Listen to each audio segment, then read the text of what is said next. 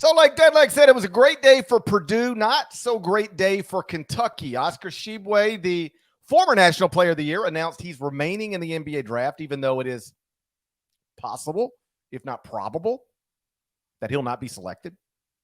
Chris Livingston also announced he'll remain in the NBA draft, even though it's possible, if not probable, he will not be selected.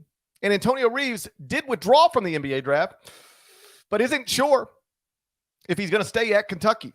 Is John Calipari in trouble, dead leg, or relax? He's still got the number one recruiting class in the country. They'll be fine. He does have the number one recruiting class, but they got to get Reeves back, right? And then the question becomes, who they get in the portal? How many players does Kentucky have on its roster?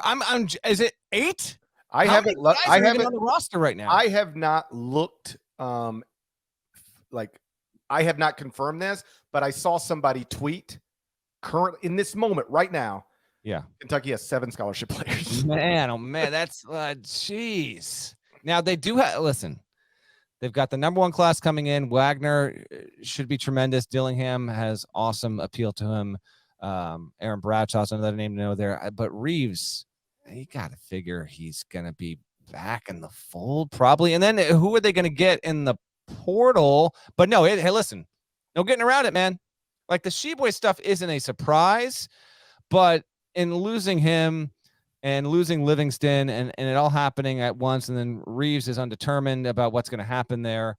Yeah, I mean, I'll just tell you this, like they lose Reeves and they're going to get someone in the portal. Look, at least 2 players in the portal. They need more than that. But like, if those are top 45 level players, but not like, not top 20, top 30, I'm not convinced I would put Kentucky in the preseason rankings. If there's that many freshmen, I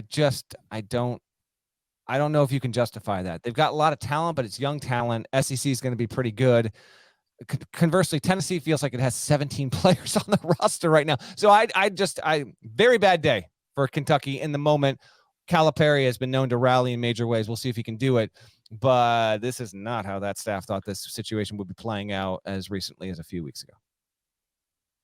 I don't doubt that John will get stuff done in the transfer portal, but I don't assume that as it pertains to the current version of the top 25 and 1, which we'll update later tonight.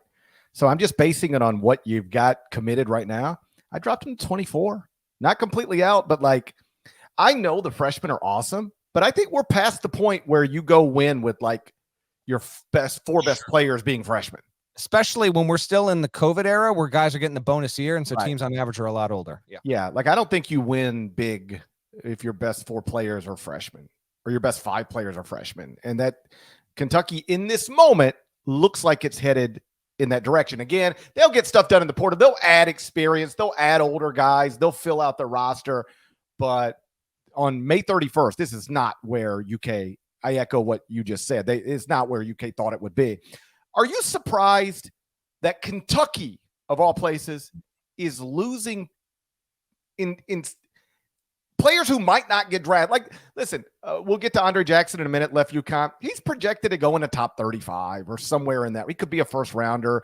He could be, but he's going to get picked. He's going to get a guaranteed contract. I don't want to say there's nothing you can do about that if you're UConn, but those are the types of players colleges lose all the time. For Kentucky to lose Oscar Tshiebwe to pick being done with Kentucky, even if the alternative to being at Kentucky is maybe G League, 2-way contract, certainly not getting picked is on the table. It just, something's off there because it's Kentucky. They should have all the name, image. They have had staff members brag. Nobody's doing better in name, image, and likeness than Kentucky Wildcats. They've had people publicly who work in that program publicly proclaim that. And I'm not here to argue or debate it. I'm just saying, if that's true, how do you lose Oscar Tshiebwe and Chris Livingston? Well, it could be person by person, and sometimes, players just get done with college. They just don't want to be part of that process. And you've mentioned that before, obviously, and that's sometimes part of it. But from a big picture perspective, you look at Kentucky, you look at what it's been like in recent seasons there, and you had the really, really bad season during the COVID year. They were good 2 seasons ago, and then they get flamed out by St. Peter's.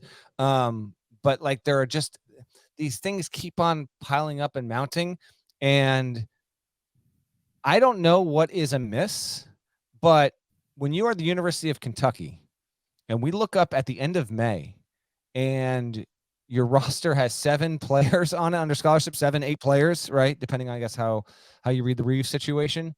Yeah, that's fairly urgent. Now, maybe this class is going to be phenomenal, and as a freshman unit, they are going to just be gangbusters and turn into among the most entertaining and successful groups in the country.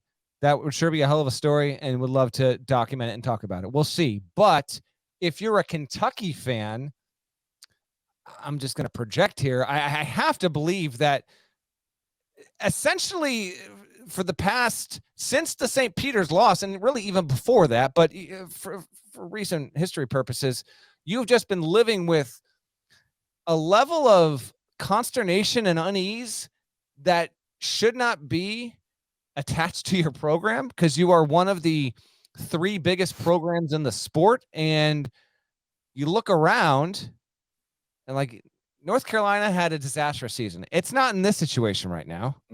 Okay. Kansas is nowhere near this situation right now. Duke had to handle a major coaching change where if it had even like slipped and bumbled backward out of a window and found itself in this situation, it would be odd, but you could kind of say, well, there's been a lot of change there. Maybe semi-understandable. It's nowhere close to that right now with Duke. If you want to extend the blue blood conversation, UCLA is a little bit tight at the moment, but it did get a Dembona back, a very big addition, and someone who was, testing in through the process there as well. Even the likes of UConn bringing players back, again, blue bloods. Villanova, which we'll get to in a few here, had a tremendous week. It is odd, and I noticed the chat, someone brought up Arthur Kaluma. Certainly, like Kentucky getting Arthur Kaluma, if that even happens. I don't know if that's going to happen. What I do know is Kentucky is massively appealing, and it has minutes to give, and Kaluma will be among the most tempting and accomplished players in the portal now. And that would, to me, outside looking in, Kentucky would be as enticing if I'm Kaluma as any player out there, given that he's not in the draft anymore. He's coming back to college and is going to go in the portal, and we'll see where he goes. So if they get Kaluma, like, that's a big get, but it is bizarre to see Kentucky in this kind of situation. And now the question becomes, will we look up at the end of December and they're kind of still in this semi-spiral, or can Cal really rally? Because if this upcoming season is rickety and up and down and bumpy and all this stuff, it was already noisy as hell for Cal last season. I mean, it was weekly. I find it hard to believe he could go through another season. Like if the roster isn't up to fans' expectations and they just can't keep themselves in the ranked conversation with regularity, GP week over week, then we really might have a melodrama on our hands in Lexington, even bigger than the one that we had last year. Well, you just bounced through some of the blue bloods, right? And you mentioned Duke.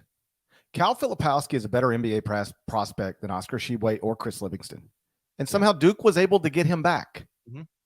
Like that would be concerning to me if I were a Kentucky administrator, a Kentucky staff member, or a Kentucky fan.